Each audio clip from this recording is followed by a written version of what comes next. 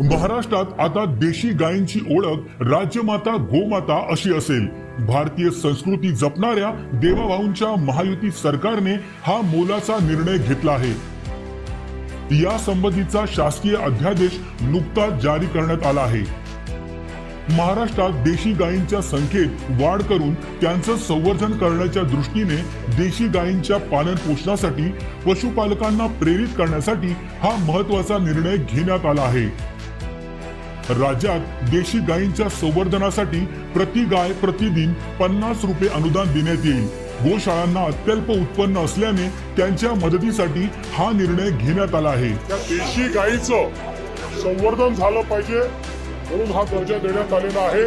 आणि एवढंच नाही तर ज्या ठिकाणी पांजरपोळ आहे, ज्या ठिकाणी व्यवस्था आहे, अशा ठिकाणी देशी गायीच्या चाऱ्याकरता मदत करण्याचा निर्णय देखील राज्य सरकारने घेतलेला आहे। या योजनेची अंमलबजावणी ऑनलाईन पद्धतीने केली जाणार आहे।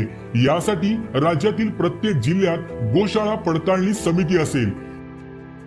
या निर्णयामुळे गोमातेचं रक्षण होणार आहे।